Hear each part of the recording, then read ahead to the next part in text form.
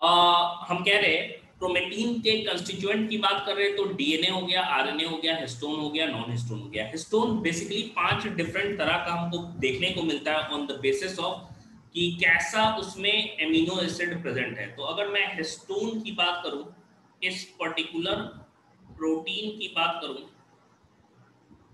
Histone की, तो histone किस बेसिस पे हम कह सकते हैं, on the basis of on the basis of relative amount of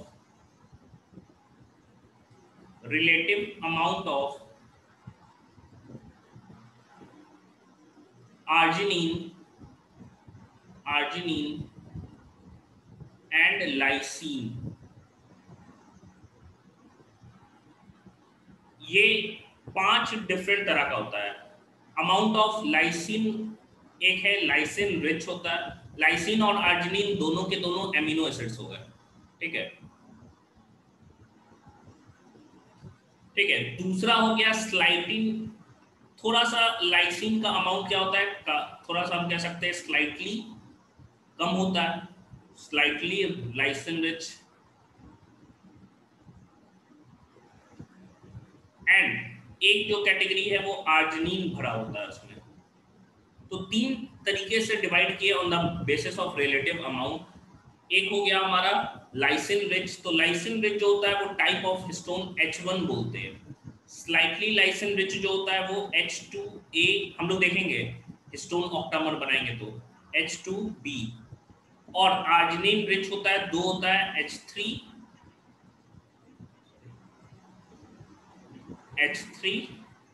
and H4। तो 5 हमारे पास नजर आ रहा है, H1, H2A, H2B, H3, H4, ठीक है। H1, H3, H4, H2 जो है वो A और B के रूप में रहता है। ये हम लोग हिस्टोन के स्ट्रक्चरल कंपोनेंट के हिसाब से ये सब नाम दिया गया है। एंड अगर मैं क्रोमेटीन की बात करूं ना, तो समझना, अगर मान लो हम क्रोमेटीन थ्रेड की बात कर रहे हैं, जैसे हम लोग बोले कि भाई ये जो है ये ऐसा कुछ,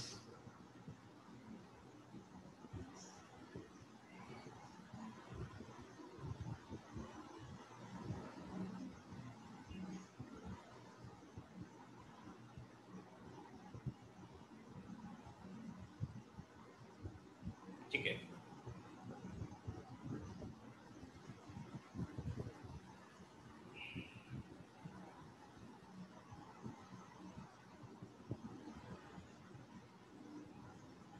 नहीं, इधर नहीं बनाते, नेक्स्ट पेज में बनाते, बड़ा बन जाएगा ये। लिख लिए यहाँ तक?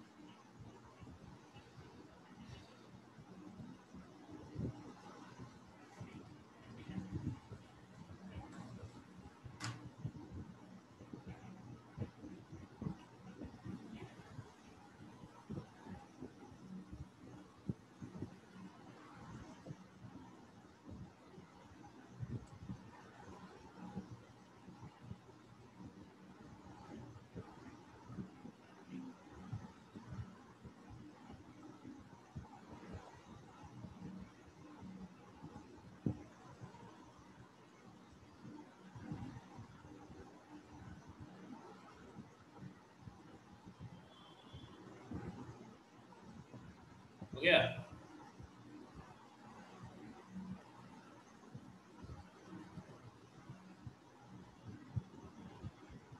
देखो, अब इसके बाद से हम लोग बात करें तो एक्चुअली हम लोग बार बार टर्मिनोलॉजी तो बहुत सारे सुने हैं, हम लोग टर्म्स को सुनते हैं। जैसे कि हम लोगों ने क्रोमेटीन को देखा है, हम लोगों ने क्रोमोसोम वर्ड सुना है, हम लोगों ने क्रोमेटीड वर्ड सुना है, बहुत सारे। लेकिन हमेशा ना कंफ्यूजन होता है कि क्रोमोसोम और क्रोमेटीड क्या है।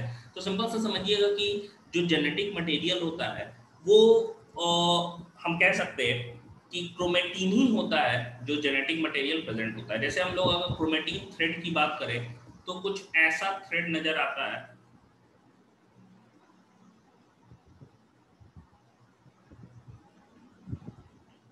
कहीं पे ये थ्रेड जो होता है काफी क्वाइल्ड प्रेजेंट होता है, ठीक है, कहीं पे ये जो थ्रेड है काफी क्वाइल्ड प्रेजेंट होता है, तो इस जहां क्वाइलिंग समझो ज्यादा होगा ना, जहां क्वाइलिंग ज्यादा होगा एंड बीच में ये हिस्टोन प्रोटीन है, मान लो ये हिस्टोन प्रोटीन हम कह रहे हैं, ठीक है, सिंपल समझना, जहां क्वाइलिंग ज्यादा है जाहिर सी बात है वो वहां पे पॉकेट साइड जैसा बन जाएगा, मतलब वहां पे स्पेस बन जाएगा, कोई भी चीजें रह सकती है, अटक सकता है, तो वहां पे एक्चुअली रह क्या जाता है, कलर। तो अगर हम लोग देखेंगे क्रोमेटीन को जब स्टेन करते हैं ना, तो दो रीजन नजर आता है हमको,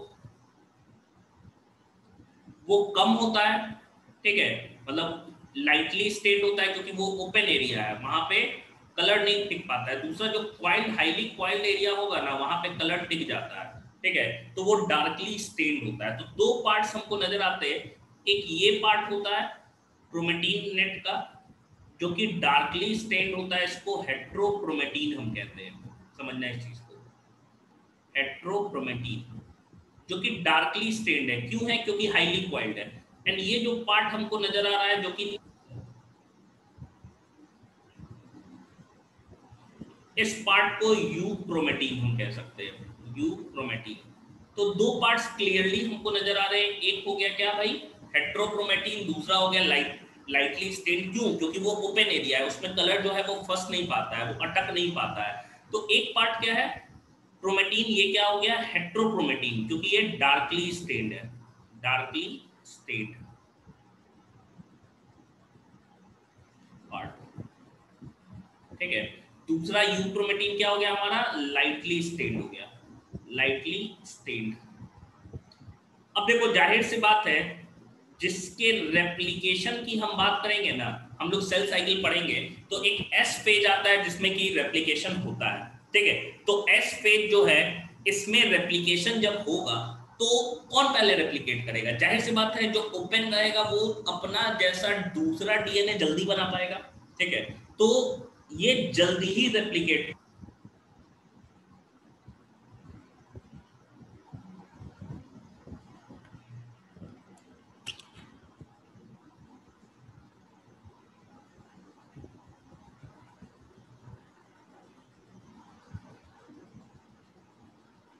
आवाज आ रही है मेरी क्लियर, नेटवर्क के कारण थोड़ा सा कट गया थी। क्रिश अब आवाज आ रही है क्लियर, वीडियो मैंने बंद कर दिया है।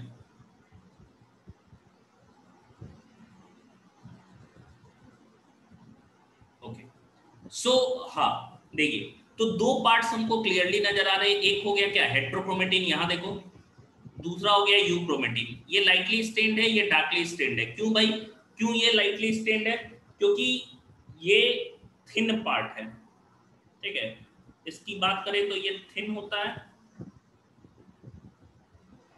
एंड एक्सटेंडेड पार्ट है, लंबा है, एक्सटेंड किया हुआ है, एक्सटेंडेड पार्ट है। यहीं पे अगर मैं हेट्रोक्रोमेटिन की बात करूं तो ये थिक होता है, कॉइल्ड होता है एंड कंडेंस्ड होता है। अब देखो जाहिर सी बात है, डीएनए जो है, ये पढ़े होंगे आपने, एक वर्ड होता है ट्रांसक्रिप्शन। डीएनए कभी भी ना या फिर कोई भी कैरेक्टर प्रोटीन के कारण डिसाइडेड होता है, एंड प्रोटीन जो है वो राइबोसोम की मदद से आरएनए बनाता है। आरएनए प्रोटीन बनाता है, कैरेक्टर को कंट्रोल करता है, लेकिन डीएनए आरएनए को बनाता है। तो डीएनए से आरएनए बनना, इस प्रोसेस को ट्रांसक्रिप्शन हम कहते हैं। तो अगर मैं जेनेटिकली देखूंगा तो ये ज्यादा एक्टिव होगा, तो transcriptionally more active, more active. And ये क्या हो गया, ट्रांसक्रिप्शनली लेस एक्टिव हो गया, transcriptionally less active, less active, transcriptionally less active and transcriptionally more active, ठीक है।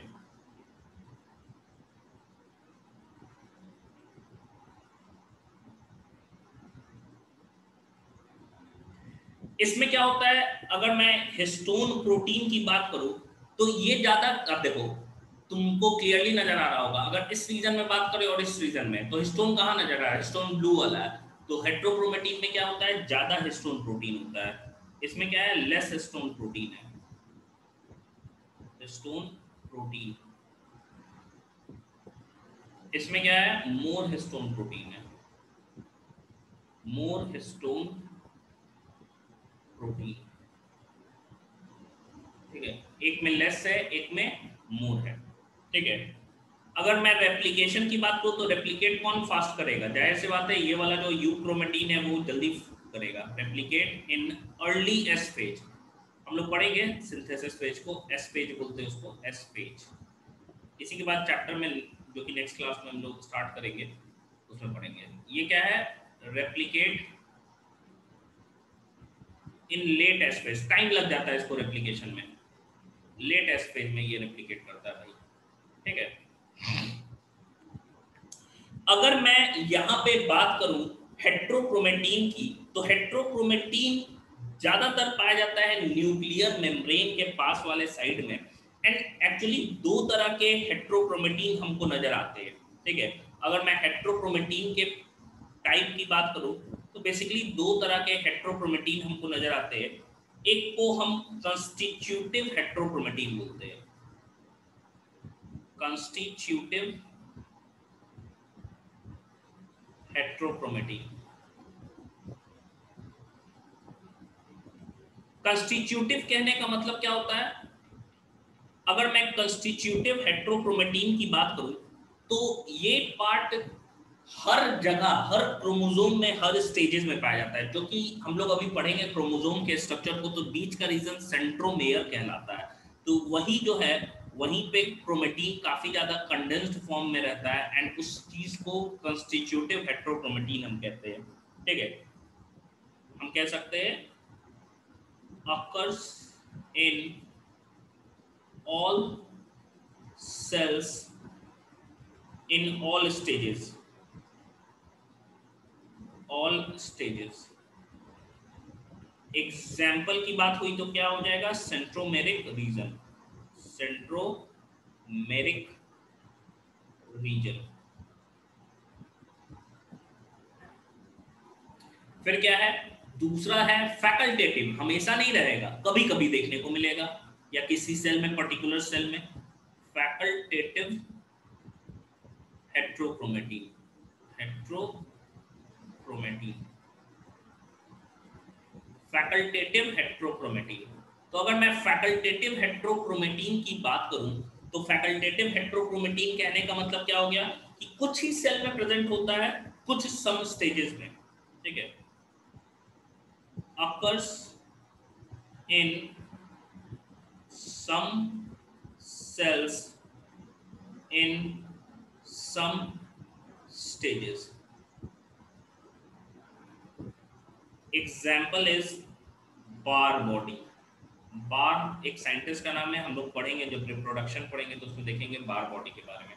लिखिए तो यहाँ तक।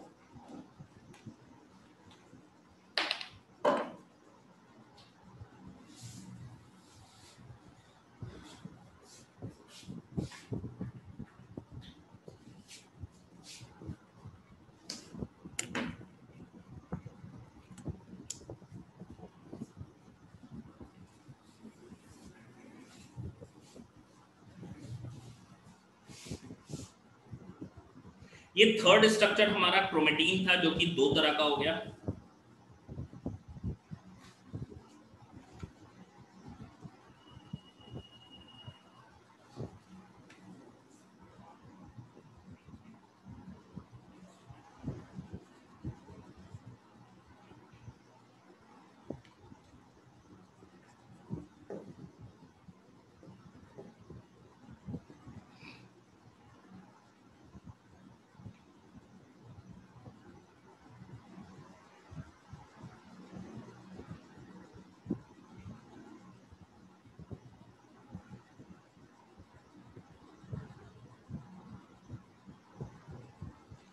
हो गया।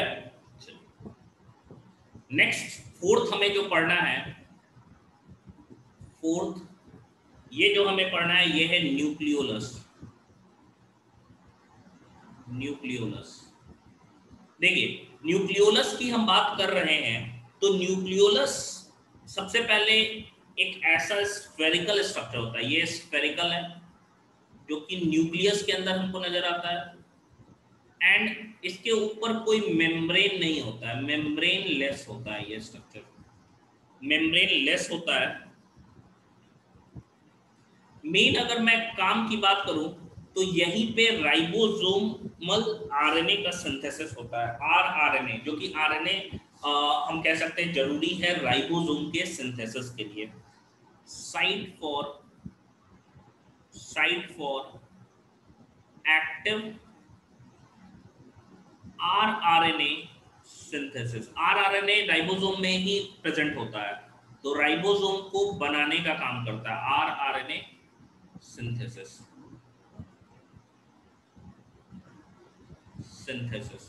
ठीक है।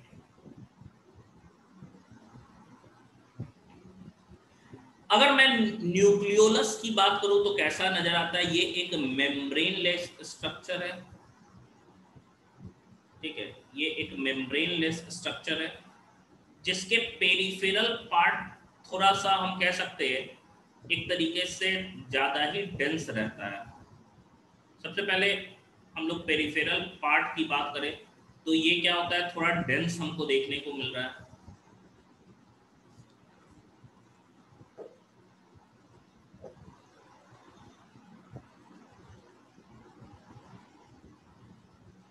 या ग्रैनुलर पार्ट भी इसे हम कह सकते हैं।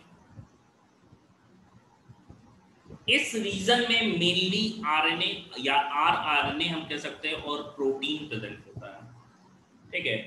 इस रीजन को ग्रैनुलर रीजन हम कहते हैं न्यूक्लियोलस के। एंड जो सेंट्रल रीजन होता है, इस रीजन में मेनली अगर मैं कहूं तो इस रीजन में डीएनए प्रेजेंट होता है, डीएनए के साथ साथ प्रोटीन प्रेजेंट होता है। तो दो रीजन हमको न्यूक्लियोलस का नजर आ रहा है भाई। एक रीजन क्या हो गया, एक रीजन ग्रैनुलर रीजन जो कि पेरिफेरल रीजन है, दूसरा क्या है न्यूक्लियोलस के बीच का रीजन सेंट्रल रीजन जिसको फाइब्रिलर रीजन भी कहते हैं हम लोग, ठीक है। एंड ये पूरा का पूरा अंदर एक मैट्रिक्स बना रहता है, जिस मैट्रिक्स को हम, ये प्रोटीनेशियस मैट्रिक्स है जिसमें फाइबर्स और ग्रैन्यूल्स, फाइबर्स बीच के हो गए और ग्रैन्यूल्स साइड वाले हो गए, दोनों ही प्रेजेंट रहते हैं।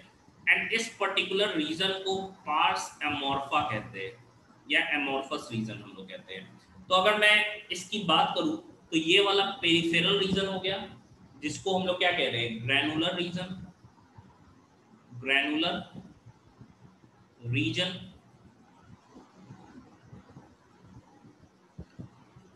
ये वाला क्या हो गया, सेंट्रल रीजन जिसको हम फाइब्रिलर रीजन कहते हैं, फाइब्रिलर रीजन, फाइब्रिलर रीजन। इसी को ना न्यूक्लियोनीमा कहते हैं, न्यूक्लियोनीमा, न्यूक्लियोनीमा।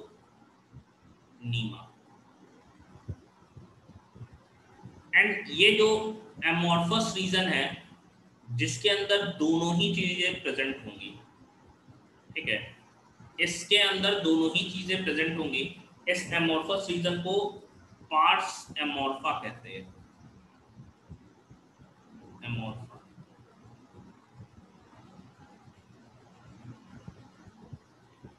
तो ये हमारा ग्रैनुलर रीजन,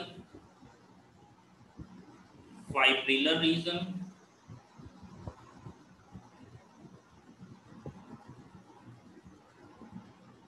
ग्रैनुलर रीजन में क्या क्या चीजें हैं भाई, आरआरएनए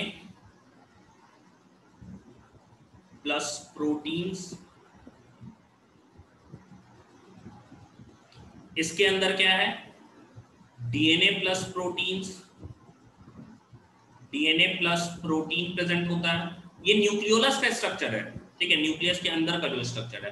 एंड ये जो पार्स एमोर्फा हमको देखने को मिल रहा है ना, ये वाला, इसके अंदर दोनों ही चीजें आ जाएगी, इसके अंदर ये भी आ जाएगा, इसके अंदर ये भी आ जाएगा, ठीक है, दोनों ही को कंटेन ये करता है।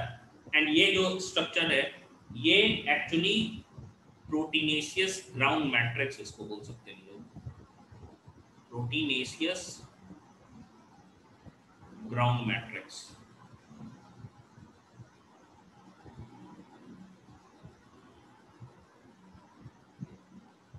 अब देखो ये न्यूक्लियस न्यूक्लियोप्लाज्म में तो होगा, न्यूक्लियोप्लाज्म में और क्या चीज प्रेजेंट है, तो न्यूक्लियोप्लाज्म में क्रोमेटीन भी तो प्रेजेंट हमको दिख रहा है।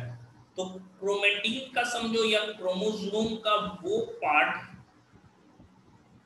जो इस न्यूक्लियोलस से टच करता होगा, ठीक है, क्रोमेटीन का वो पार्ट जो इस या क्रोमोसोम का वो पार्ट जो इस न्यूक्लियोलस से टच करता है, उस पार्ट को न्यूक्लियोलर ऑर्गेनाइजर रीजन कहते हैं हम लोग, NOR, इसको न्यूक्लियोलर ऑर्गेनाइजम रीजन कहते हैं। फिर से मैंने क्या बोला, क्रोमेटीन या क्रोमोसोम का वो पार्ट, क्योंकि न्यूक्लियोलस भी तो न्यूक्लियोप्लाज्म में है एंड वहां पे दूसरा स्ट्रक्चर यानी कि क्रोमेटीन भी तो प्रेजेंट है, तो हम कह सकते हैं न्यूक्लियोलस जिस रीजन पे टच होता है क्रोमोसोम या क्रोमेटीन के, उस पर्टिकुलर रीजन को NOR या न्यूक्लियोलर ऑर्गेनाइजर रीजन के नाम से हम जानते हैं। तो ये तो हो गया न्यूक्लियोलस। अगर मैं इसके केमिकल कंपोजिशन की बात करूं, ठीक है, तो अगर मैं इसके केमिस्ट्री की बात कर रहा हूं कि भाई न्यूक्लियोलस का क्या ही केमिस्ट्री है, तो भाई न्यूक्लियोलस के केमिस्ट्री की बात करें तो इसमें भी तीन चीजें ही प्रेजेंट होती हैं। सबसे पहला जो है चीज वो है प्रोटीन, जो कि हमको दिखा, दूसरा है DNA, तीसरा है RNA, ठीक है। अगर मैं प्रोटीन की बात करूं तो प्रोटीन ही सबसे ज्यादा है, क्योंकि इसमें देखो प्रोटीनेशियस ग्राउंड मैट्रिक्स हो गया, इसमें भी प्रोटीन है, इसमें भी प्रोटीन है, सब जगह प्रोटीन है, तो प्रोटीन का अमाउंट सबसे ज्यादा होता है, 85% होता है। RNA DNA से ज्यादा होता है, क्योंकि RNA यहाँ पे रहता है, तो 10% आपका RNA ही प्रेजेंट होता है एंड ओनली 5% इज DNA। तो this is the chemistry of the nucleolus. And अगर मैं नंबर की बात करूं कि नंबर में कितने होते हैं भाई, नंबर में कि एक सेल है उसमें नंबर में कितने होंगे, कितने न्यूक्लियोलस होने चाहिए, तो जनरली अगर हम लोग देखें तो वो जनरली 1 पर न्यूक्लियस रहता है, एक न्यूक्लियस के अंदर एक ही न्यूक्लियोलस रहता है। लेकिन अगर मैं ह्यूमन सेल की बात करूं, ह्यूमन सेल की बात करूं तो ह्यूमन सेल में क्योंकि मेटाबॉलिकली काफी एक्टिव है, प्रोटीन भी ज्यादा चाहिए, तो 5 पेयर्स यानी कि 10 प्रेजेंट होते हैं। अगर सबसे ज्यादा मैं बात करूं तो वो oocyte ऑफ एम्फीबियन में होते हैं, oocyte ऑफ एम्फीबिया। एक न्यूक्लियस के अंदर उसके अंदर 2000 न्यूक्लियोलस प्रेजेंट होते हैं। तो ये नंबर हो गया, ये इसका केमिकल कंपोजिशन हो गया, एंड ये हम लोग देख रहे हैं इसका स्ट्रक्चर भी देख लिए कि भाई 3 रीजन में ये बटा होता है। तो ये है न्यूक्लियोलस हमारा। न्यूक्लियोलस के अगर मैं फंक्शन की बात करूं तो मेनली फंक्शन इसका है क्या, मेन फंक्शन है इसका, हम कह सकते हैं राइबोसोम का फॉर्मेशन। इसीलिए इसको हम लोग राइबोसोम फैक्ट्री ऑफ सेल भी कहते हैं। Ribosome factory of cell, factory of cell, ribosome factory of cell.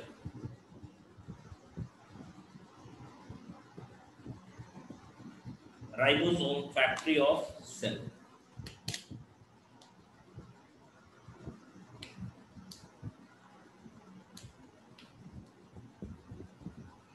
तो ये हम लोगों ने पूरा का पूरा न्यूक्लियस पढ़ लिया, हमने न्यूक्लियर मेम्ब्रेन पढ़ा, न्यूक्लियोप्लाज्म पढ़ा, क्रोमेटीन पढ़ा एंड लास्टली न्यूक्लियोलस पढ़ लिया। अब है बात फंक्शंस ऑफ न्यूक्लियस की। हो गया ये।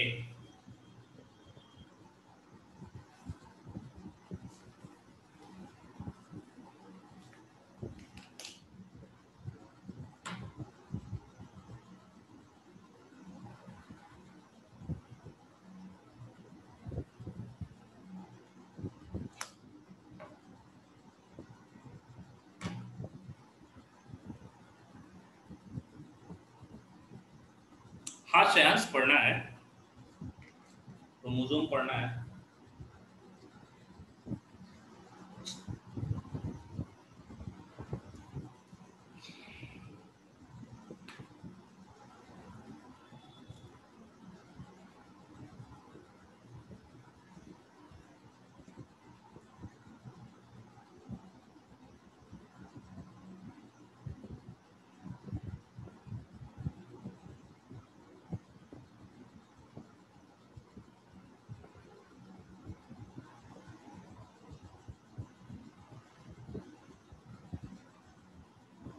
हो गया, चलिए नेक्स्ट हेडिंग डाल दीजिएगा functions of nucleus. Functions of nucleus.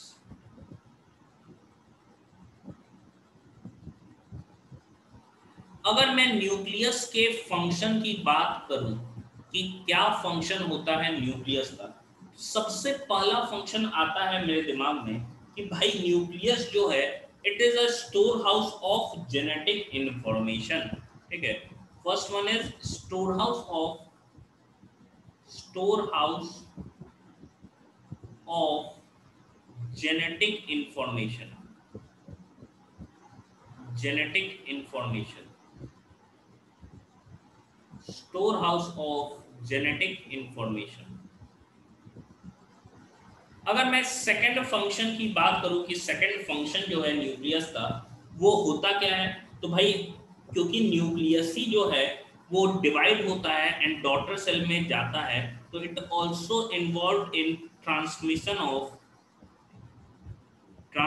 Of genetic information.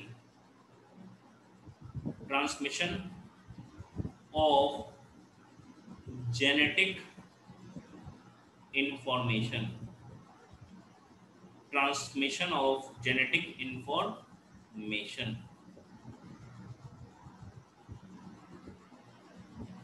Cell division में भी हेल्प करेगा, या हम कह सकते हैं it is a prerequisite, या हम कह सकते हैं कि division of nucleus is a prerequisite to cell division. कि भाई अगर न्यूक्लियस ही नहीं डिवाइड होगा ना, न्यूक्लियस ही नहीं डिवाइड होगा तो सेल तो डिवाइड बिल्कुल भी नहीं होगा। Division of nucleus is a prerequisite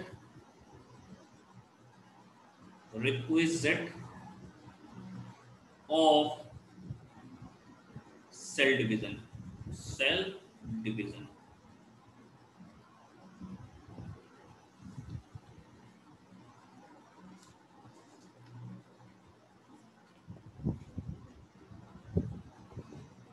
next अगर मैं फोर्थ पॉइंट की बात करूं कि फोर्थ पॉइंट क्या होगा, या फिर कैसे हम कह सकते डिवाइड करता है या न्यूक्लियस का और क्या फंक्शन होता है, तो न्यूक्लियस का ये तो भाई हम लोगों ने देख लिया कि जेनेटिक इंफॉर्मेशन को कंटेन करता है, सेल डिवीजन में मदद कर रहा है, या प्रीरिक्विजिट मतलब बिना उसके नहीं होगा।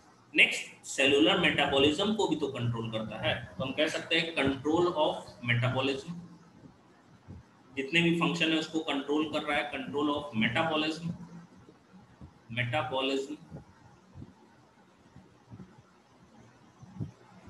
नेक्स्ट ये वेरिएशन को कॉज करता है, variations. Develop due to change in genetic material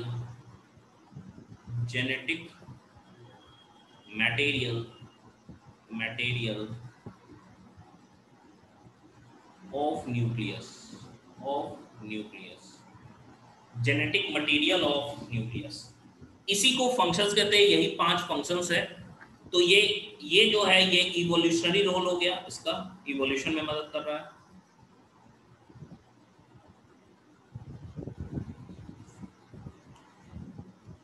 इसी के साथ हमारा न्यूक्लियस खत्म हो गया एंड अब हमें एक लास्ट टॉपिक पढ़ना है जो कि काफी इंपॉर्टेंट है, जो यही इंपॉर्टेंट टॉपिक है जो आपको सेल डिवीजन में भी लेके जाएगा, दैट इज क्रोमोसोम्स। अभी तक जो हम लोगों ने देखिए, हम लोगों ने जो पढ़ा है वो इंटरफेज न्यूक्लियस को पढ़ा है, तो कंप्लीट हो गया। क्योंकि क्रोमोसोम इंटरफेज न्यूक्लियस का पार्ट ही नहीं होता है, क्रोमोसोम तो नजर ही नहीं आता है, वो तो क्रोमेटिन नजर आता है। तो क्रोमोसोम कब नजर आएगा? क्रोमोसोम नजर आएगा जब सेल डिवाइड होने लगेगा, मतलब एम फेज या डिवीजन फेज में ही क्या होता है, क्रोमेटिन का कंडेंसेशन होता है एंड हमको नजर आता है chromosome. That's why chromosome is excluded from this topic because we were studying the interphase nucleus. तो लास्ट टॉपिक अब हमें पढ़ना है वो है chromosome, because chromosome is not visible in interphase nucleus, it is only visible during cell division. यहां तक लिख लीजिए, लास्ट टॉपिक हम लोग पढ़ेंगे जो है क्रोमोसोम।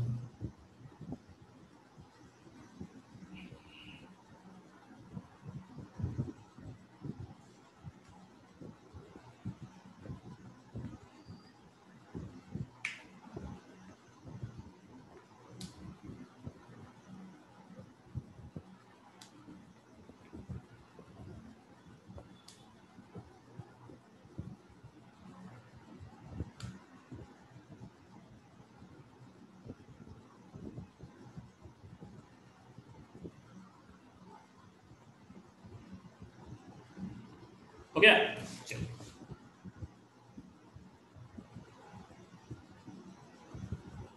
बिल्कुल टैक्सी है जो कि कैरी कर रहा है, लेकिन ये टैक्सी उस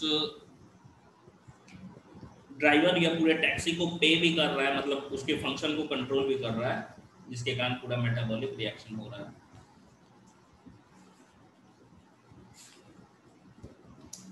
चलिए, तो नेक्स्ट हमें स्ट्रक्चर पढ़ना है भाई, वो है क्रोमोसोम।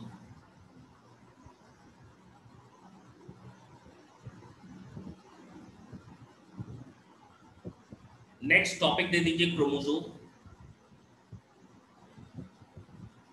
क्रोमोसोम देखो, क्रोमोसोम में हमको पढ़ना क्या क्या है, एक हम ब्रीफ इंट्रो दे दे रहे हैं, उसी को एक्सटेंड करेंगे तो हम लोग पढ़ेंगे। ठीक है, सबसे पहले अगर मैं क्रोमोसोम की बात करूं तो we have to study its intro. Intro में ही आ जाएगा आपका डिस्कवरी। ठीक है, नेक्स्ट हमें इसके बारे में पढ़ना है टाइप्स ऑफ क्रोमोसोम। फिर एक टर्म आता है इसके स्ट्रक्चर पे बेस, वो है कैरियोटाइप। कैरियोटाइप या इसी को आइडियोग्राम भी बोलते हैं। हाँ बोलिए, कोई कुछ बोल रहा है क्या? को पागल स्कूटी ले अन्य खोल देती है, छाता खोल देता है, वाह छाता आ गया था।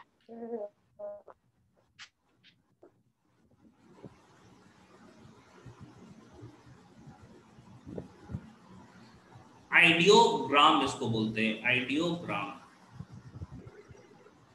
ठीक है, नेक्स्ट इसके बाद से हमको क्रोमोसोम के स्ट्रक्चर को पढ़ना है, स्ट्रक्चर को, एंड लास्टली इसके हम कह सकते हैं अल्ट्रा स्ट्रक्चर को पढ़ना है कि भाई इलेक्ट्रॉन माइक्रोस्कोप से और उसका रिजोल्यूशन बढ़ा के देखें तो स्ट्रक्चर के अंदर भी क्या नजर आएगा, तो अल्ट्रा स्ट्रक्चर ऑफ क्रोमोसोम पढ़ना है। यही 5 सब टॉपिक्स के अंदर में हमको इसको पढ़ना है। सबसे पहले हम इसके इंट्रो को पढ़ेंगे, फिर इसके टाइप को हम देखेंगे, a term that is known as idiogram और karyotype will be studied. Next structure हो गया भाई, एंड लास्टली अल्ट्रा स्ट्रक्चर हो गया। This will be our study sequence. ठीक है, तो सबसे पहले हम इंट्रो की बात कर रहे हैं। ठीक है, सबसे पहला टॉपिक हम उठाए इंट्रो। इंट्रो ही लिख लेते हैं।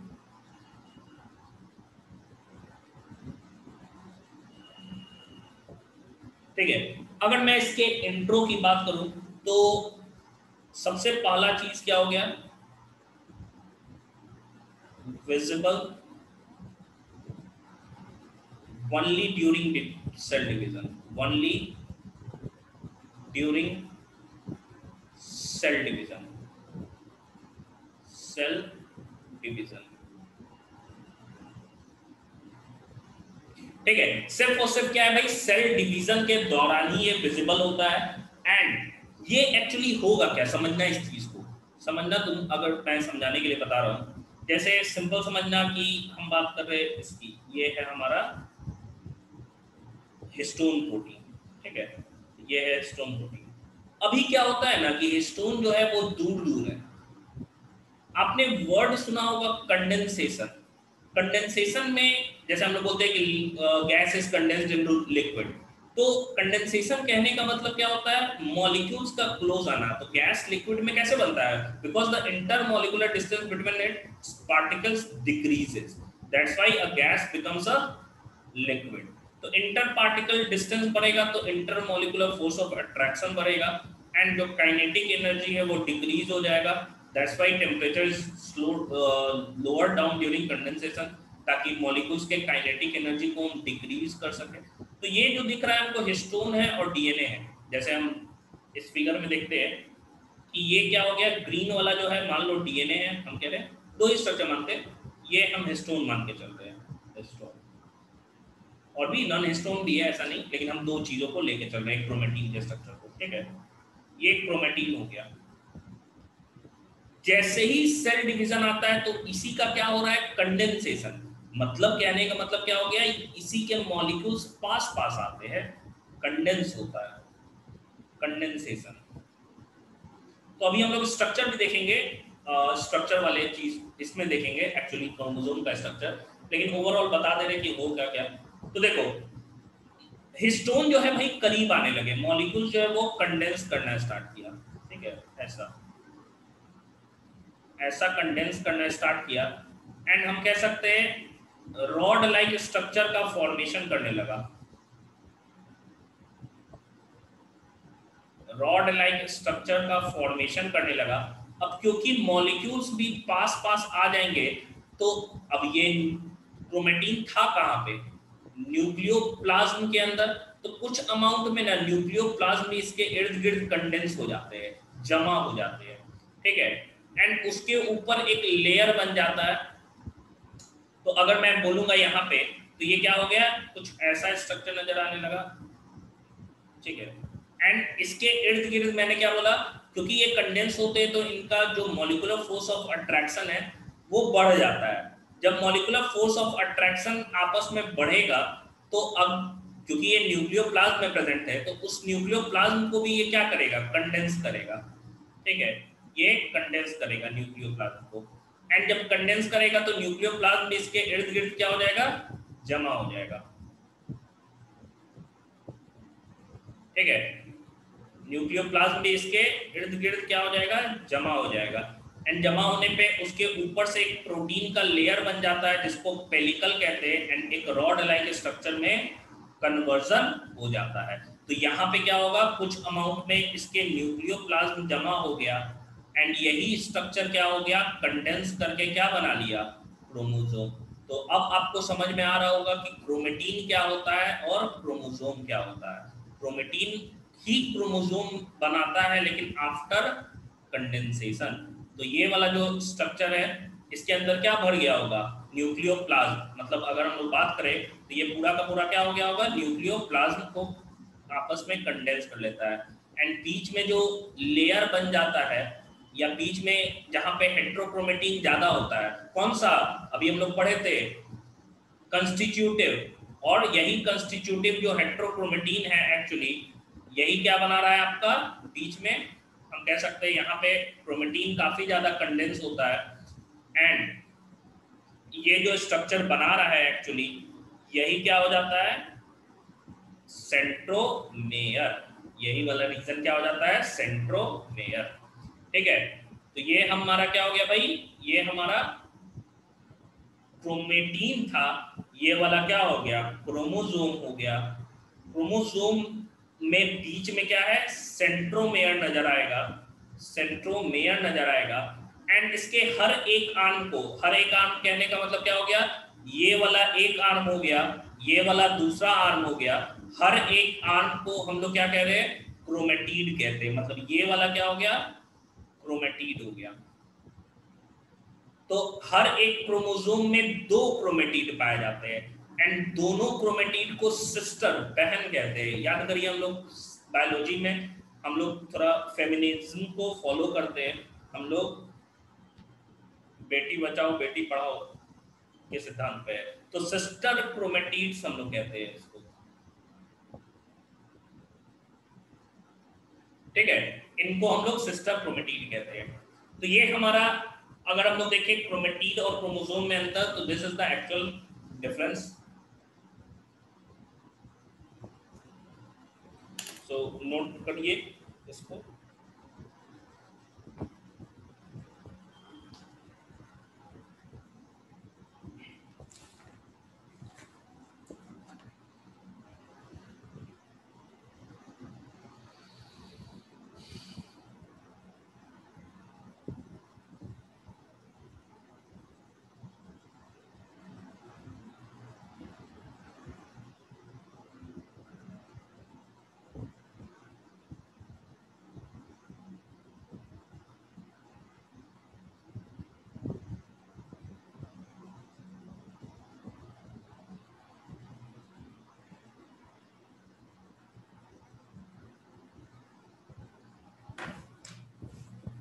हो गया, चलिए।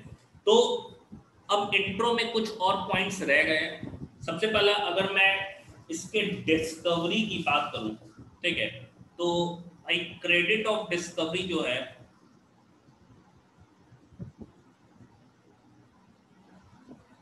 क्रेडिट ऑफ डिस्कवरी ये भाई स्ट्रासबर्गर नाम के साइंटिस्ट थे, इनको ही जाता है। स्ट्रासबर्गर,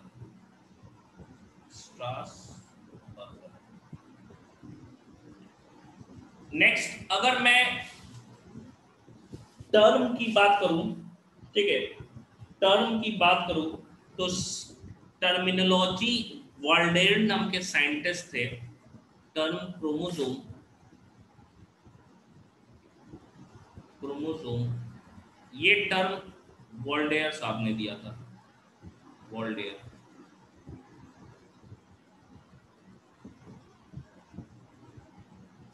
वहीं पे क्रोमेटीन जो है वो फ्लेमिंग ने दिया था।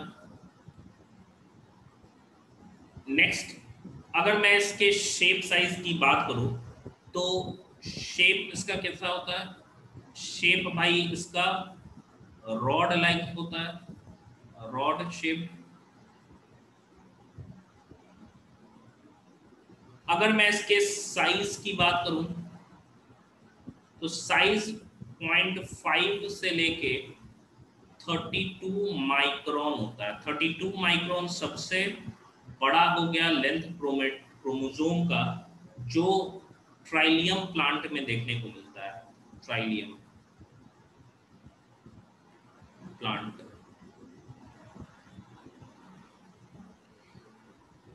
अगर मैं इसके स्टडी की बात करूं, स्टडी की, तो दो तरीके से स्टडी हम लोग करते हैं। एक इसके स्ट्रक्चर के लिए स्टडी करते हैं,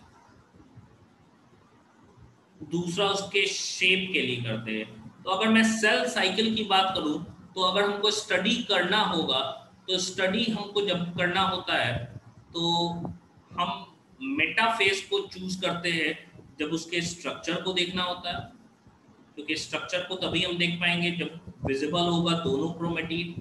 एंड जब हमको शेप को देखना होता है कि एल शेप का है कि वी शेप का है कि आई शेप का है, तो उस समय हम स्ट्रक्चर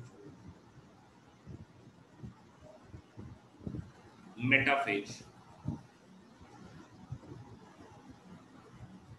क्योंकि जब मेटाफेज में दोनों क्रोमेटिड सेपरेट हो जाते हैं, नेक्स्ट चैप्टर में हम लोग पढ़ेंगे, एंड जब उसके हमको शेप को स्टडी करना होता है, तो हम एनाफेज को कंसीडर करते हैं।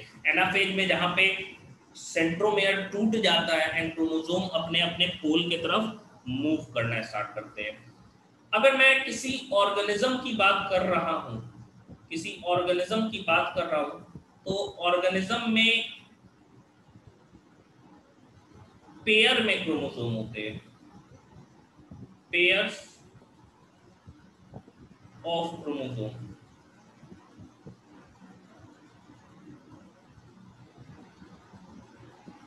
मतलब 2 सेट ऑफ क्रोमोसोम्स होते हैं, 2 सेट ऑफ क्रोमोसोम्स। जैसे मान लो हम ह्यूमन की बात कर रहे हैं एग्जाम्पल के तौर पे, एग्जाम्पल आपके ह्यूमन हो गए। तो अगर मैं ह्यूमन की बात करूंगा तो ह्यूमन में 23 पेयर्स रहते हैं, इट मींस 46 क्रोमोसोम होते हैं, 46 क्रोमोसोम्स, 46 क्रोमोसोम्स होते हैं। एंड हाफ या सिंगल पेयर को, वन सेट को, इसको तो हम डिप्लॉयड कह देंगे, इसको तो डिप्लॉयड कह देंगे। एंड जो सिंगल सेट होता है, सिंगल सेट, जिसको हम लोग क्या कहते हैं, 23 क्रोमोसोम का, इसको हम लोग क्या कह देंगे, हैप्लॉइड कहेंगे, हैप्लॉइड कहेंगे। तो इस पर्टिकुलर चीज को हम कह सकते हैं जीनोम। वर्ड जीनोम यूज किया गया है। जीनोम मतलब हैप्लॉइड नंबर ऑफ क्रोमोसोम जो होता है, उसी के लिए वर्ड हम जीनोम यूज करते हैं। तो genome is haploid number of chromosome. तो एक सेक्स सेल में क्या प्रेजेंट होता है, जीनोम प्रेजेंट होता है। इसीलिए, क्योंकि जीनोम इसलिए बोलते हैं ना, क्योंकि एक सेक्स सेल से ही ना एक तरफ से मदर का कैरेक्टर आ रहा है, एक तरफ से फादर का कैरेक्टर आ रहा है। तो हम कह सकते हैं जीनोम जो है भाई, ये पूरा का पूरा जेनेटिक मेकअप है, जो कि ऑफ स्प्रिंग में एक पैरेंट से आता है, मदर से ओवम के रूप में आ रहा है एंड फादर से स्पर्म के रूप में आ रहा है। हाँ, तो ये हमारा बेसिक इंट्रो हो गया। अब हमको देखना है इसके टाइप्स के बारे में।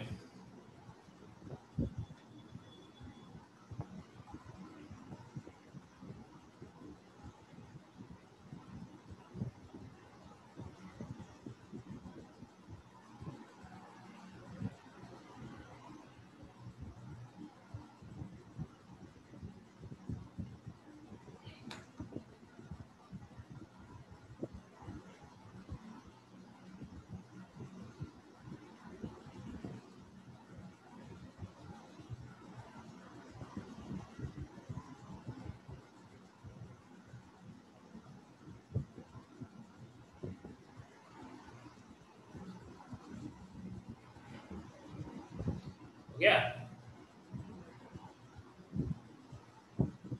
तो भाई पहला हम लोग का इंट्रो हो गया, दूसरा है टाइप।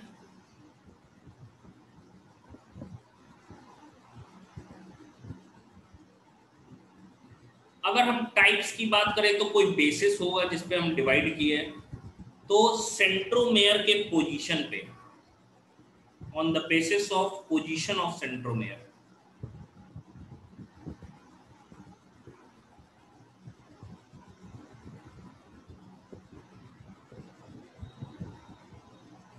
ऑफ सेंट्रोमेयर,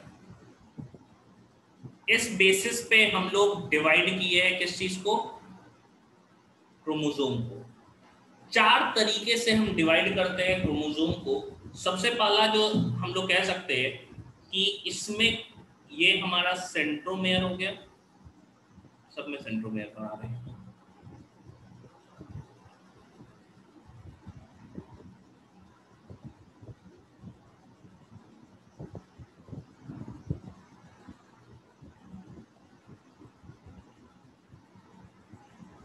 ये सेंट्रोमेयर हो गया भाई। एंड एक्चुअली आर्म के लेंथ के डिफरेंस पे ही हम कह सकते हैं, या सेंट्रोमेयर के पोजीशन पे आर्म का जो लेंथ है वो वेरिएबल हो जाता है। जैसे अगर हम लोग बात करें तो भाई ये वाला जो है, इसको टीलोसेंट्रिक कहते हैं, जहां पे एक जो आर्म है वो बहुत लंबा है, दूसरा एकदम मतलब टिप पे पाया जाता है सेंट्रोमेयर। दूसरे में क्या होता है, थोड़ा सा टिप को छोड़ के हम कह सकते हैं थोड़ा सा पाया जाता है, तो एक आर्म इतना बड़ा दिखता है, एक आर्म इतना बड़ा दिखता है। तीसरा जो है वो है, हम कह सकते हैं इसको कि एक आर्म इतना बड़ा है, दूसरा आर्म इतना बड़ा है। तीसरा हो गया एक्रोसेंट्रिक। चौथा जो हो गया वो हम कह सकते हैं बिल्कुल ही बीच में पाया जाता है, इसको मेटासेंट्रिक कहते हैं। तो एक एक करके नाम है। ये एकदम टर्मिनल पे पाया जा रहा है, इसीलिए इसको टीलोसेंट्रिक कहते हैं। टीलो मतलब टेल हो गया, एकदम टर्मिनल पे। सेंट्रिक, ये क्या हो गया, एक्रोसेंट्रिक हो गया। ये शेप्स हम कहाँ देख पाएंगे, एनाफेज में। ये हो गया सब मेटासेंट्रिक बोलते हैं, सब मेटासेंट्रिक। एंड लास्टली हो गया मेटासेंट्रिक। ठीक है, तो 4 डिफरेंट तरह का हमको क्रोमोसोम नजर आ रहा है। एक हो गया भाई टीलोसेंट्रिक, एक्रोसेंट्रिक, सब मेटासेंट्रिक, मेटासेंट्रिक। तो 4 डिफरेंट तरह का क्रोमोसोम हमको नजर आ रहा है। ठीक है, एंड इसी में वर्ड एक आता है जो है आर्म रेशियो। ठीक है, आर्म रेशियो। आर्म रेशियो कहने का मतलब क्या हो गया भाई, दोनों लेंथ जो आर्म है उन दोनों के लेंथ में ही हम कह रहे हैं डिफरेंस होगा, जाहिर सी बात है। तो arm ratio is equal to length of long arm by length of short arm, short arm. देखिए आर्म रेशियो डेफिनेशन तो आपसे नहीं पूछता है, लेकिन एक चीज पूछता है, वो होता है कि ये आर्म रेशियो जो है वो मैक्सिमम किस टाइप के क्रोमोसोम के लिए होता है। तो मैक्सिमम क्लियरली हमको नजर आता है एक्रोसेंट्रिक में, एक आर्म बहुत बड़ा एक छोटा है, इसमें है ही नहीं दूसरा आर्म। ठीक है, तो मैक्सिमम जो होता है वो एक्रोसेंट्रिक के लिए होता है, एक्रोसेंट्रिक के लिए होता है। मैक्सिमम जो है वो एक्रोसेंट्रिक के लिए हमको देखने को मिलता है।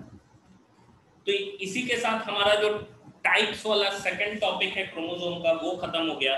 नेक्स्ट हम लोग पढ़ते हैं जो है कैरियोटाइप या आइडियोग्राम।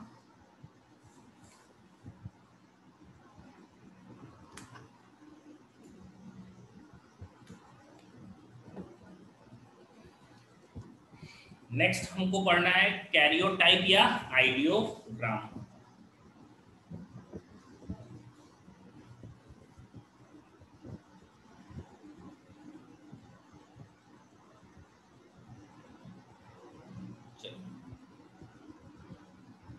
नेक्स्ट है भाई कैरियोटाइप या आइडियोग्राम।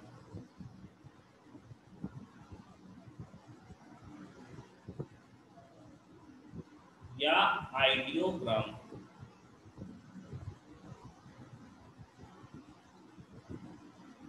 कैरियोटाइप या आइडियोग्राम।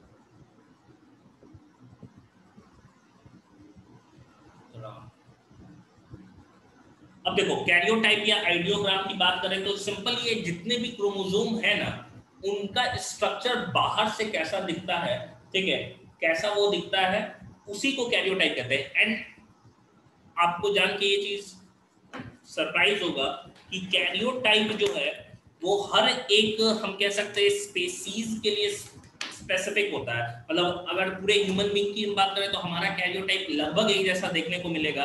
टाइगर्स की बात करें तो उनका कैरियोटाइप अलग अलग होगा, जाहिर सी बात है उनमें क्रोमोसोम नंबर भी अलग होगा, क्रोमोसोम का स्ट्रक्चर भी अलग अलग हमको देखने को मिलेगा। तो कैरियोटाइप एक्चुअली में हम डिफाइन क्या चीज कर सकते हैं, it is external morphology of all chromosome. External morphology of all chromosomes, of all chromosomes, of all chromosomes। Next अगर मैं बात करूं तो it is species specific. Species specific, हर एक स्पेसीज के लिए अलग अलग कैरियो टाइप या आइडियोग्राम हमको देखने को मिलेगा। अगर मैं इसके स्टडी की बात करूं, क्योंकि यहाँ पे हमको क्या करना है, कैरियोटाइपिंग हम कब करेंगे, स्टडी मेटाफेज में, क्योंकि यहाँ पे स्ट्रक्चर हमको देखना है ना। हमको उसका टाइप नहीं देखना है, हमको स्ट्रक्चर देखना है, तो मेटाफेज पे स्टडी इसका किया जाता है। कैरियोटाइप में क्या क्या चीजें इंक्लूड होती हैं? इट इंक्लूड्स, जब हम स्टडी करेंगे क्रोमोसोम का तो क्या चीजें हम देखेंगे? सबसे पहले नंबर ऑफ क्रोमोसोम को हम देखेंगे कि भाई एक इंडिविजुअल में कितने नंबर ऑफ क्रोमोसोम है, number of chromosomes.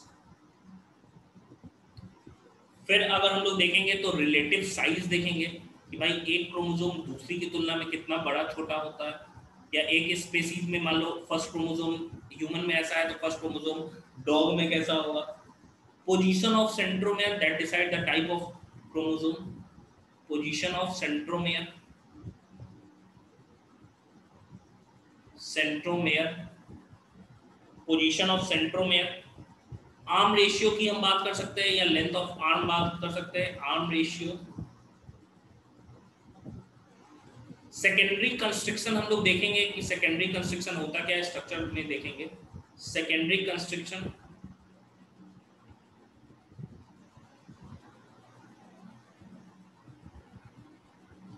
And banding patterns. Banding patterns कहने का मतलब क्या हो गया कि उसके अंदर जो डीएनए है उसमें कैसे बैंड नजर आ रहे हैं, कैसे सीक्वेंसेस हमको नजर आ रहे हैं, तो बैंडिंग पैटर्न्स हम लोग देख सकते हैं। सिंपल बैंडिंग पैटर्न क्रोमोसोम के एक्सटर्नल, ऐसे हम लोग बैंडिंग पैटर्न देखते हैं क्रोमोसोम को, जो हम लोग कट करते हैं डीएनए को तो डीएनए बैंड्स के रूप में नजर आते हैं, तो ये बैंडिंग पैटर्न हमको कैसा मिल रहा है, यही it is also a basis for DNA testing.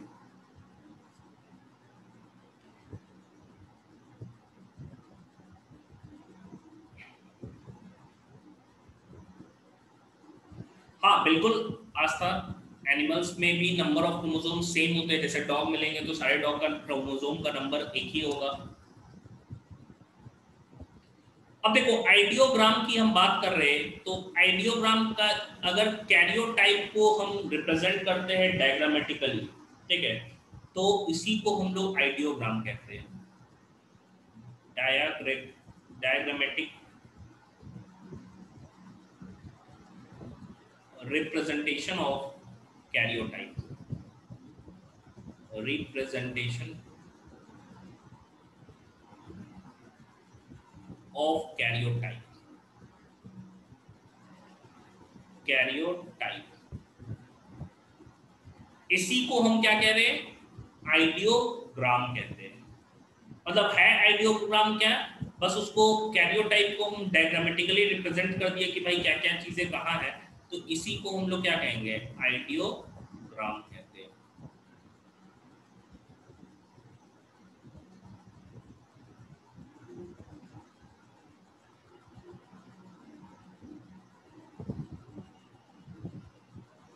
तो ये है कैरियोटाइप। एक जैसा कैरियोटाइप पाया जाना एक प्रिमिटिव कैरेक्टर होता है, क्योंकि एक जैसा पाया जाने का मतलब क्या है, उसमें वेरिएशंस नहीं होंगे। और एसिमेट्रिक कैरियोटाइप जो होता है वो होता है, हाँ बिल्कुल श्रेयांश, आर्म रेशियो और पोजीशन ऑफ सेंट्रोमेयर के लिए एनाफेज में स्टडी करेंगे तो वहां उसका हमको देखने को मिलता है एसिमेट्रिक कैरियोटाइप जो है वो एक एडवांस फीचर है, और सिमेट्रिक कैरियोटाइप जो है वो एक प्रिमिटिव फीचर हमको देखने को मिलता है। तो दो तरह के कैरियोटाइप है, एसिमेट्रिक और सिमेट्रिक। एसिमेट्रिक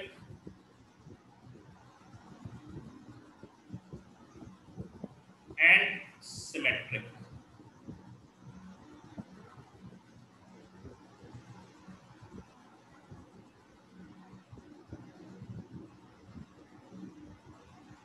एसिमेट्रिक की हम बात करें तो एसिमेट्रिक कैरियोटाइप,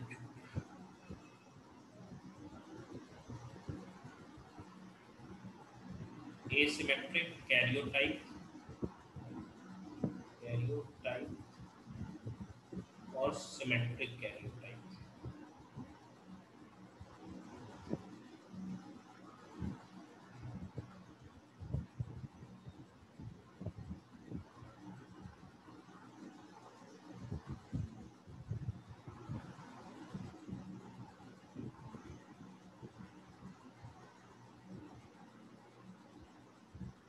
देखो एसिमेट्रिक कैरियोटाइप क्या हो गया, मैंने बताया एक एडवांस फीचर है, एडवांस फीचर, और सिमेट्रिक एक प्रिमिटिव फीचर हो गया। तो यही हमारा कैरियोटाइप या आइडियोग्राम हम लोग कह सकते हैं।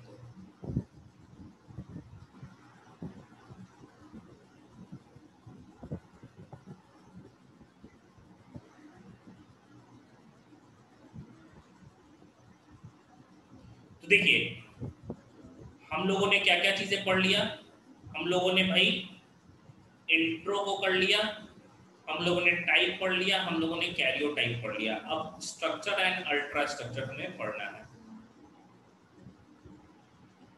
लिखिए तो याद है, स्ट्रक्चर एंड अल्ट्रा स्ट्रक्चर बता दें।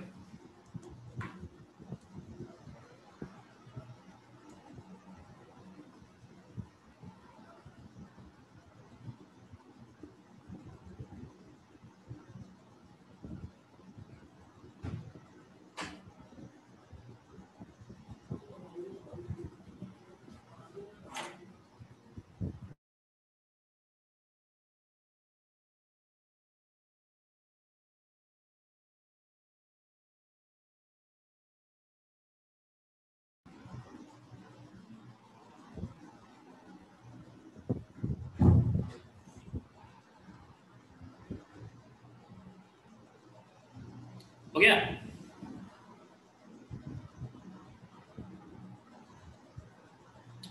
हाँ श्रेयांश, स्टडी में देखो एनाफेज में मेनली हम लोग टाइप सी कंसीडर कर रहे हैं, इसमें मेन जो पार्ट है वो मेटाफेज में स्टडी होगा, क्योंकि मॉर्फोलॉजी यहाँ पे हमको देखना है। चलिए नेक्स्ट हम लोग लिखेंगे topic that is structure.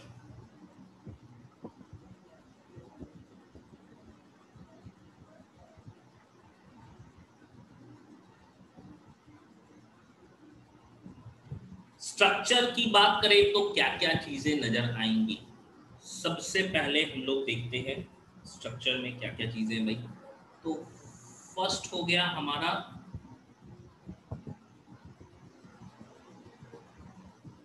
Pellicle. Pellicle क्या है, वो प्रोटीनेशियस लेयर है जो कि क्रोमोसोम को कवर करता है। Proteinaceous proteinaceous covering of chromosome, covering of chromosome.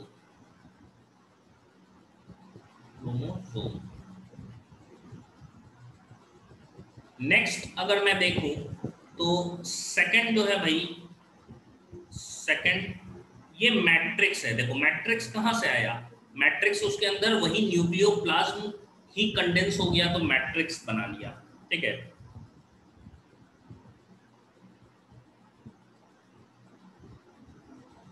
Liquid,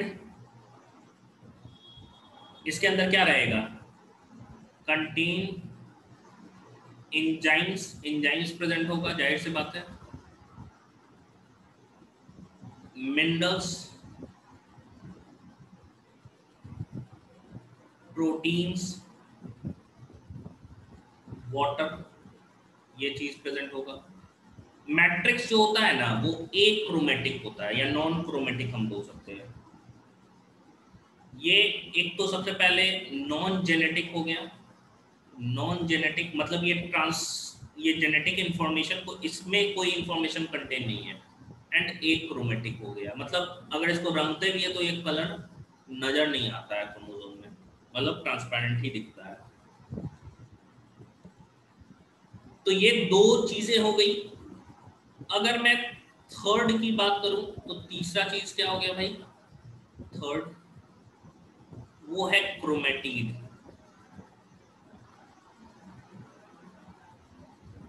chromatid मैंने बता दिया कि क्रोमेटिड जो होता है वो क्या होता है।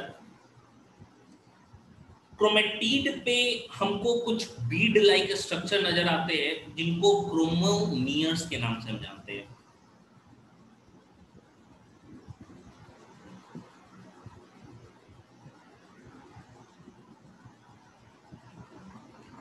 हम कह सकते हैं Beed like structures, Beed like structures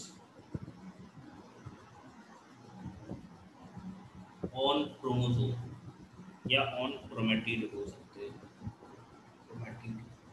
in Beed like structure को हम क्रोमोमियर्स के नाम से जानते हैं।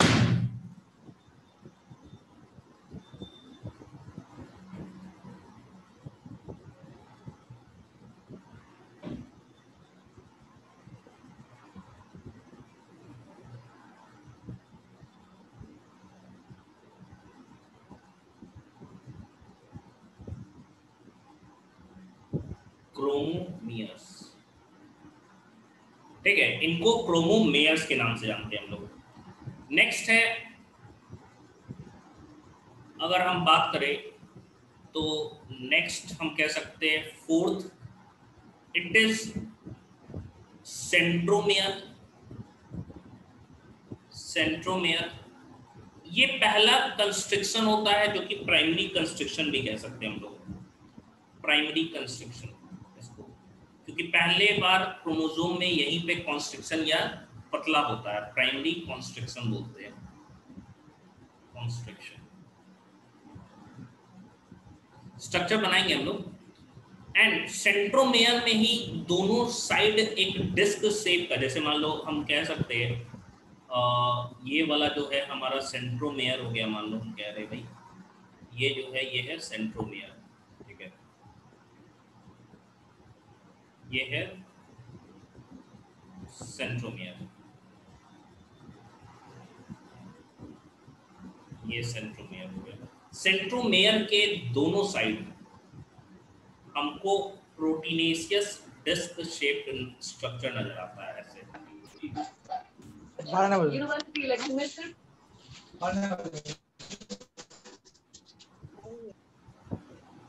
इन प्रोटीनेशियस डिस्क शेप्ड स्ट्रक्चर्स को हम काइनेटोकोर्स बोलते हैं, काइनेटोकोर्स।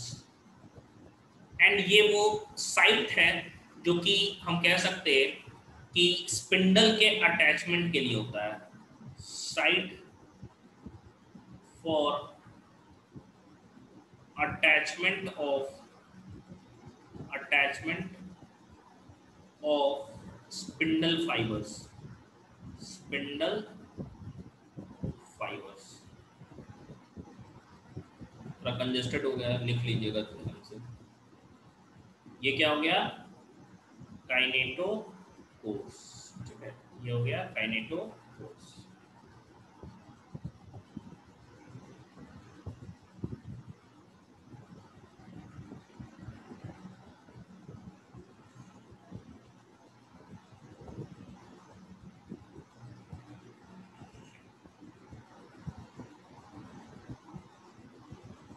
हो गया। देखिए इसके बाद से हमको फिफ्थ नंबर जो चीजें नजर आ रही है वो है सेकेंडरी कंस्ट्रक्शन, मतलब प्राइमरी सेंट्रोमेयर को छोड़ के और भी सेकेंडरी कंस्ट्रक्शन हमको नजर आते हैं, कंस्ट्रक्शन जो कि नजर आते हैं प्राइमरी कंस्ट्रक्शन को छोड़ के। ये बेसिकली दो तरीके का हम कह सकते हैं, सेकेंडरी कंस्ट्रक्शन फर्स्ट बोलते हैं और सेकेंडरी कंस्ट्रक्शन सेकंड बोलते हैं। हम कह सकते हैं सेकेंडरी कंस्ट्रक्शन को कॉन्स लिखे हुए first and secondary constriction by second, abbreviated में लिख रहे, जगह नहीं है अपना इसीलिए।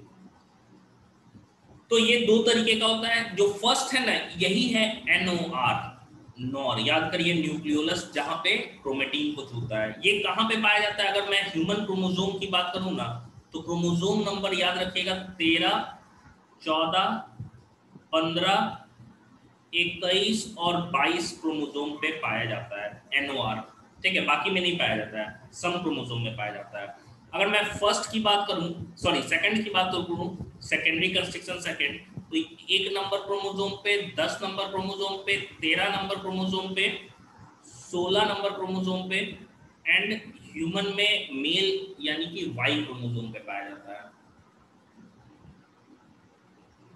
तो पहला प्राइमरी कंस्ट्रक्शन तो हो गया भाई सेंट्रोमेयर, ठीक है, लेकिन सेकेंडरी कंस्ट्रक्शन हो गया कि उसको छोड़ के और भी कंस्ट्रक्शन पाए जाते हैं। प्राइमरी तो सब में पाया जाएगा, सेकेंडरी कुछ में पाया जाता है। 5 याद रखिएगा, 5 पहला है, 5 दूसरा है। इसमें से क्वेश्चन कॉमन क्या निकल आया, 13 नंबर आया, तो क्वेश्चन पूछ सकता है which of the following chromosome has both types of secondary construction, तो the answer will be 13th chromosome. In human है ये।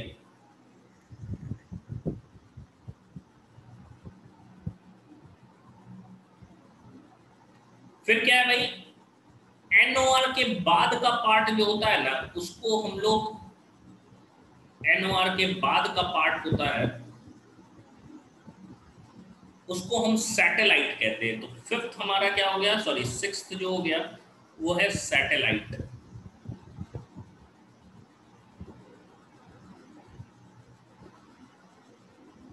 सैटेलाइट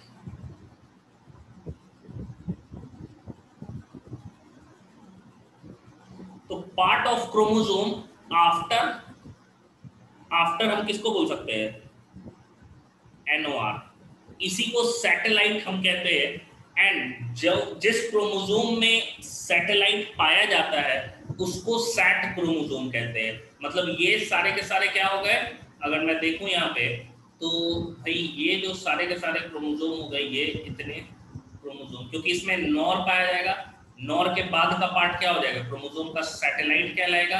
एंड ये जो क्रोमोसोम है, क्योंकि इसमें सैटेलाइट पाया जाता है, तो इन क्रोमोसोम को हम सैट क्रोमोसोम कह सकते हैं ना, इनको हम क्या कह सकते हैं, set chromosome, SAT chromosome.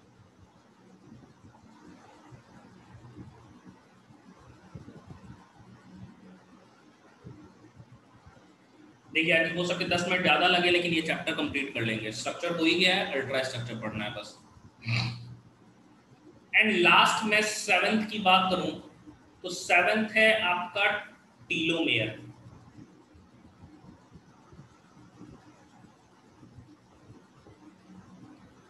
Telomere, MERE,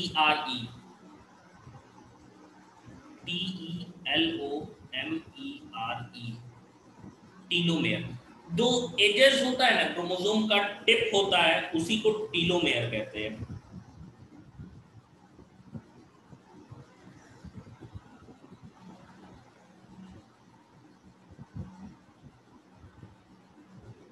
polar ends of chromosome कह सकते हैं, polar ends of chromosome, chromosome,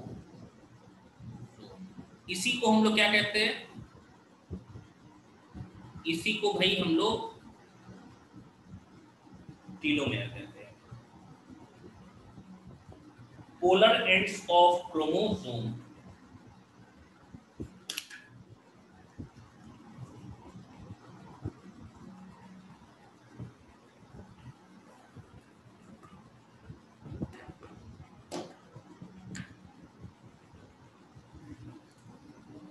ये हमारा स्ट्रक्चर हो गया। हाँ बिल्कुल सेंस, एक बार और बता दे रहे, अभी डायग्राम बना रहे ना, क्लियर हो जाएगा तुरंत। खाली नोट डाउन कर लीजिए ना इसको, 2 मिनट दे रहे, सारे लोग नोट डाउन कीजिए।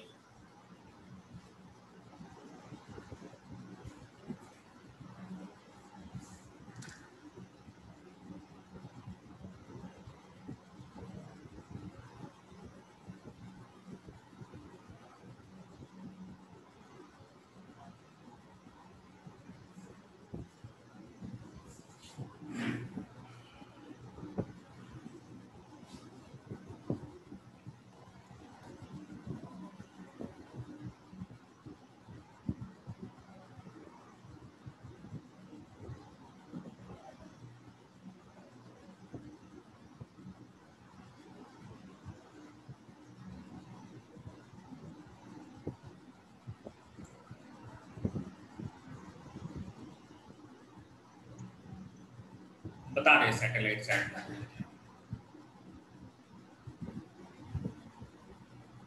तो देखो अगर मैं फिगर की बात करूं तो फिगर कैसा फिगर बनेगा,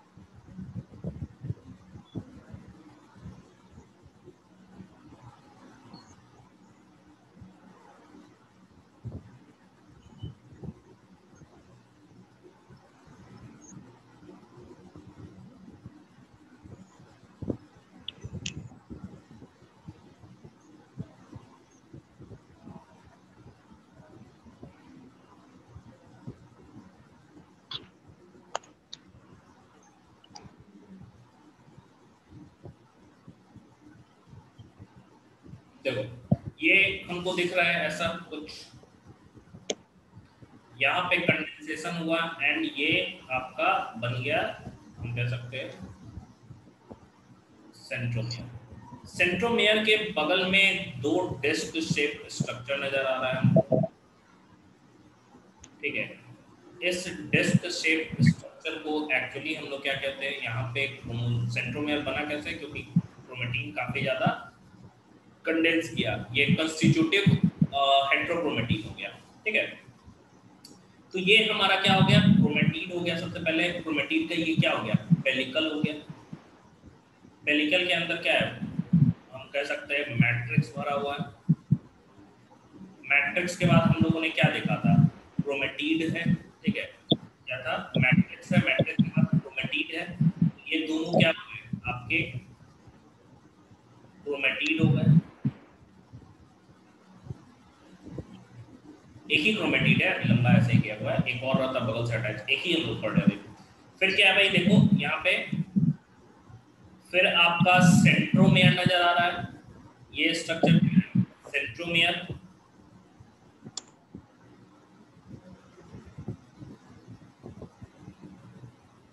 सेंट्रोमियर में दो डिस्क शेप स्ट्रक्चर नजर आ रहे हैं, जिनको हम क्या कहते हैं, काइनेटोकोर बोलते हैं, काइनेटोकोर। फिर याद करिए, अभी देखिए हम लोग काइनेटोकोर के बाद क्या है, सेकेंडरी कंस्ट्रक्शन देख रहे हैं। ये तो प्राइमरी कंस्ट्रक्शन हो गया, सेंट्रोमियर क्या हो गया हमारा, प्राइमरी कंस्ट्रक्शन हो गया, प्राइमरी कंस्ट्रक्शन।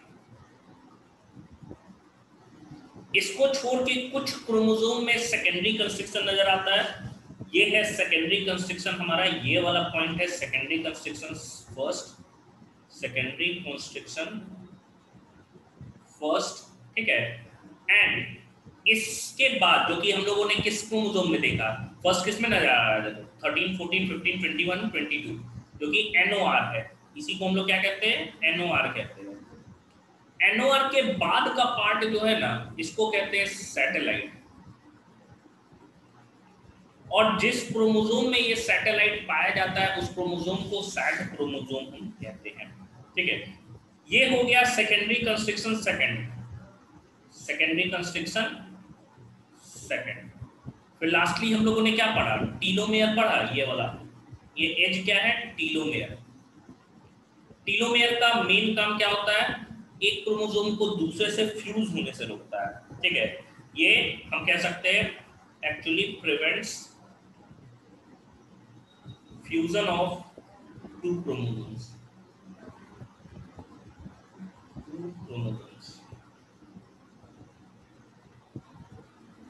यही है हमारा स्ट्रक्चर।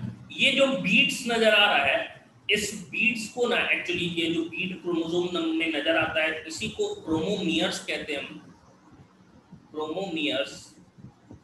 और जो ये थ्रेड नजर आ रहा है ना, ये थ्रेड, इसको क्रोमोनीमाटा कहते हैं, क्रोमोनीमाटा। जो ये डीएनए का थ्रेड नजर आ रहा है ना, थ्रेड, इसी को हम लोग क्या कह रहे हैं, क्रोमोनीमाटा। और जो ये बीट्स है, इसको क्या कह रहे हैं, क्रोमोमियर कहते हैं।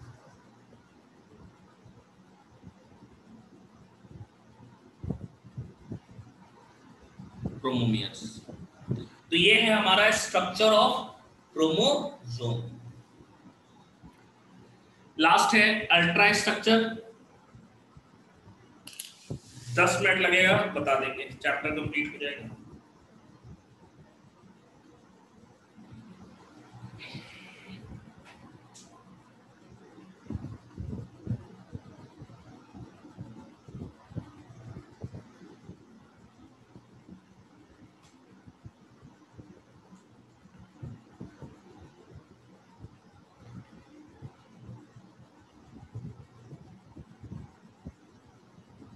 हो गया, चलिए नोट से लिख लीजिएगा, टाइम लग जाएगा बनाने में, हम आगे बता दे रहे। Last topic, ultra structure of chromosome.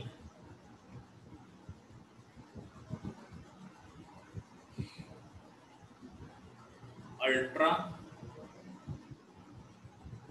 Structure of chromosome.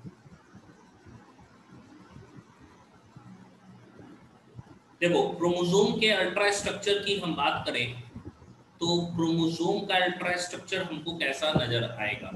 तो क्रोमोसोम के अल्ट्रा स्ट्रक्चर की बात कर रहे हैं तो भाई इसमें नजर आता है हमको प्रोटीन,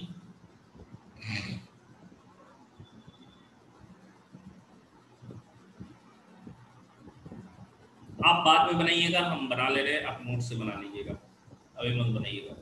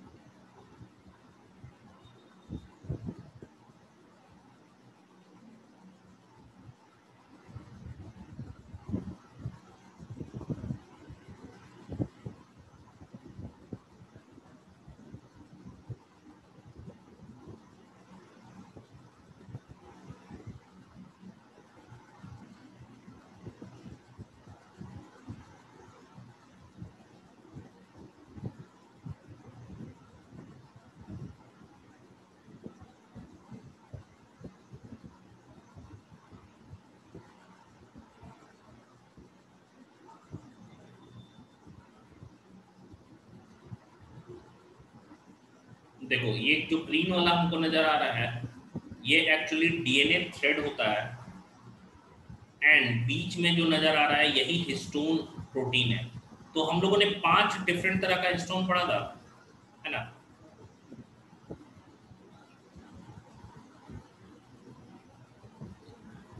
अगर मैं इस डीएनए स्ट्रक्चर की बात करूं तो ये वाला क्या हो गया, हमारा डीएनए हो गया, सॉरी, एंड डीएनए इसको रैप करता है, ठीक है, डीएनए इसको रैप करता है, और एक रैपिंग में एक बार पूरा का पूरा ये जो ऑक्टामर बोलते हैं 8 हिस्टोन मॉलिक्यूल आपस में कंबाइन किए रहते हैं, एंड कंबाइन करके एक बॉल लाइक स्ट्रक्चर बनाते हैं। इस बॉल लाइक स्ट्रक्चर को हिस्टोन ऑक्टामर के नाम से हम जानते हैं, ठीक है, हिस्टोन ऑक्टामर। जो क्वाइलिंग होती है ना, जो हम लोग फिगर में देखे ब्लू वाला बनाए थे डॉट लाइक स्ट्रक्चर, ऊपर से ग्रीन वाला जो रैपिंग था, वो असल में रैपिंग कुछ इस कदर से होता है।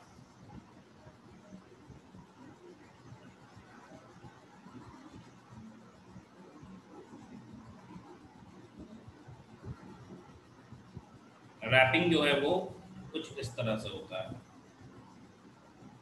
8 हिस्टोन मॉलिक्यूल नजर आ रहा है, 8 में ऑक्टामर है ये, इसलिए इसको हिस्टोन ऑक्टामर हम कहते हैं। तो देखिए ये हो गए हिस्टोन ऑक्टामर, एंड ऊपर से क्या होता है, इसको सील करने के लिए एक हिस्टोन प्रोटीन प्रेजेंट होता है। तो ये है H1 हिस्टोन प्रोटीन, ये है H2A, देखिए ये है H2A जो हम लोगों ने पढ़ा था, H2B, H2B जो स्लाइटली लाइसिन रिच था, ये है H3, H3, H4, H4। तो ये जो यूनिट हमको नजर आ रहा है, ये यूनिट, ये है histone octamer, histone octamer, octamer, ठीक है। ये है सीलिंग हिस्टोन बोलते हैं, सीलिंग हिस्टोन या बाइंडिंग हिस्टोन बोलते हैं इसको हम लोग, जो बाइंड करने के काम आ रहा है, बाइंडिंग करवा दे रहा है। ये आपका डीएनए हो गया, डीएनए का 2 पार्ट हो गया, ये ऊपर से जो बाइंड कर रहा है इसको बाइंडिंग डीएनए कहते हैं। एंड समझो बाइंडिंग डीएनए, अब 2 ऐसा यूनिट होगा, इसके बीच ये क्या होगा, लिंकर डीएनए होगा जो 2 यूनिट को जोड़ने का काम कर रहा है, लिंकर डीएनए। टुगेदर जो है सबको मिला के एक यूनिट बोलते हैं, एंड इस पर्टिकुलर यूनिट को हम न्यूक्लियोसोम कहते हैं, ठीक है, इस यूनिट को न्यूक्लियोसोम कहते हैं, न्यूक्लियोसोम।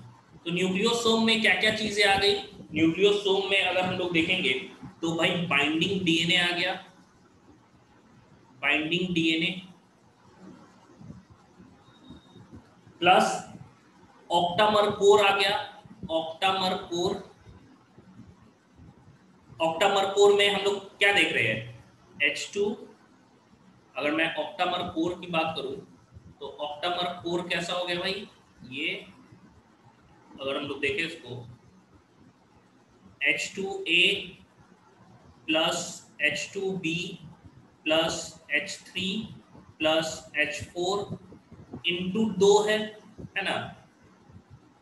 फिर इसके साथ क्या जोड़ेगा, हम कह सकते हैं लिंकर डीएनए, एंड लास्टली कौन जोड़ देगा, हिस्टोन H1 जो कि सीलिंग हिस्टोन रहता है, प्लस H1 हिस्टोन।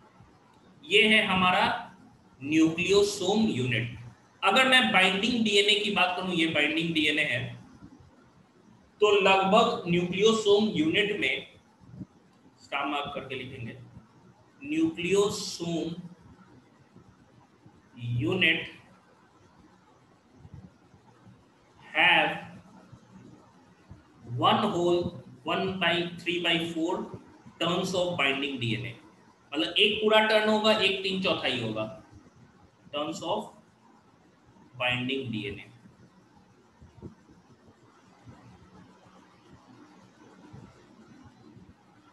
ये हम लोगों का अल्ट्रा स्ट्रक्चर ऑफ क्या हो गया, क्रोमोसोम। ऐसा ही प्रेजेंट होता है। कभी कभी 6 न्यूक्लियोसोम आपस में यूनाइट करते हैं, 6 न्यूक्लियोसोम जो है वो यूनाइट करते हैं, एंड यूनाइट करके हम कह सकते हैं कभी कभी 6 न्यूक्लियोसोम यूनाइट करते हैं आपस में, एंड यूनाइट करके एक स्ट्रक्चर बनाते हैं, कॉइल्ड स्ट्रक्चर, जिसको सोलेनॉइड बोलते हैं। सोलेनॉइड याद रखिए, आप मैग्नेटिज्म में पढ़े होंगे, कॉइल को सोलेनॉइड कहते हैं।